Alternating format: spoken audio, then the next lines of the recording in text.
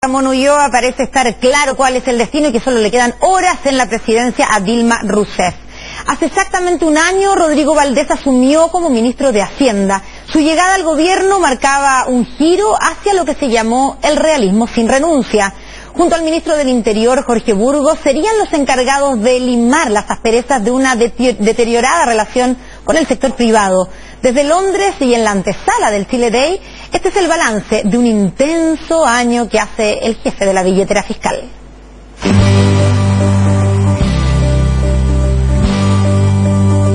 Ministro, con su llegada a Hacienda se volvió a poner el concepto crecimiento en la agenda.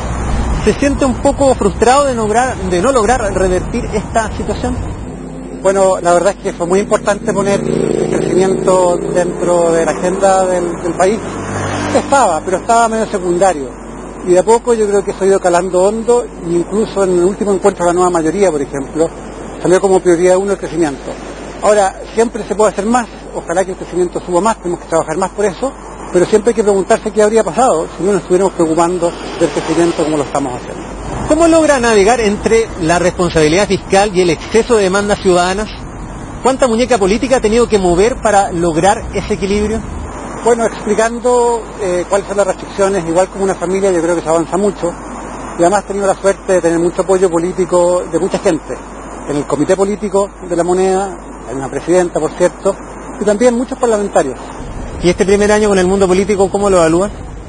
Bueno, yo vendí bastante de política, sabía de política, pero otra cosa es con guitarra desde el Ministerio de Hacienda, y la verdad es que ahí, además de tener apoyos, la verdad es que uno empieza a aprender qué cosas.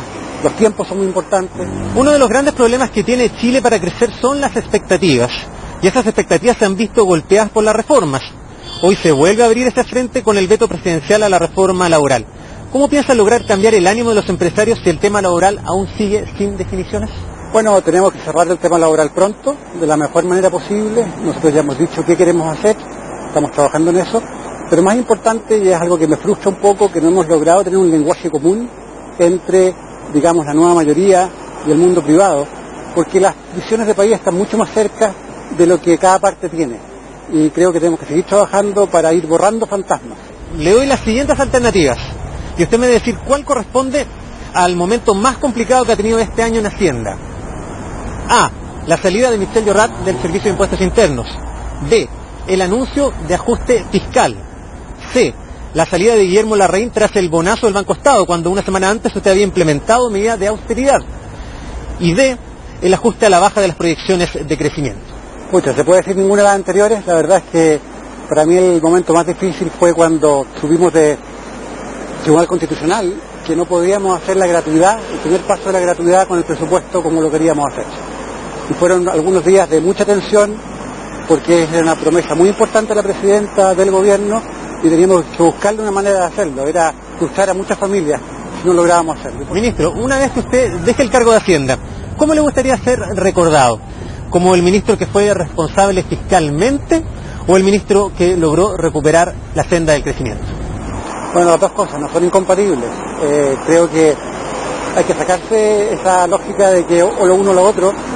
La responsabilidad fiscal es buena para el crecimiento, y por lo tanto tenemos que trabajar en ambas pistas porque nos permiten avanzar al mismo ritmo. Pero la pregunta decía una sola respuesta.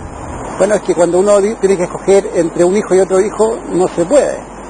Uno tiene que hacer todo lo posible para tener a los dos hijos bien. Si viene este año más complicado que el 2015, ¿cómo piensa enfrentar el posible aumento del desempleo? Este año va a ser probablemente tan difícil como el año pasado. Siempre estamos expuestos a más shocks, no sabemos qué va a pasar en el mundo.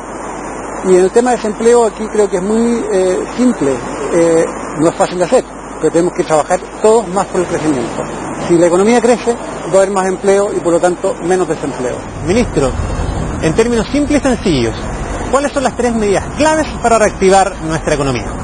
Ojalá hubiese solo 3, hay que hacer un conjunto de cosas y ya estamos haciendo. La agenda de productividad es muy importante, hay muchas medidas específicas que nos ayudan a exportar más, a tener mejor financiamiento. Un segundo ámbito es el tema de la infraestructura. Tenemos que hacer más concesiones, tenemos el Fondo de Infraestructura como un proyecto de ley en el Congreso que tenemos que sacar para que comience a trabajar. Y por último, mantener una macroeconomía ordenada. Imagínense qué pasara si las tasas de interés subieran como han subido en otros países. sería muy malo. Tenemos que tener esta macroeconomía ordenada de manera que la economía pueda seguir aumentando su velocidad de crecimiento.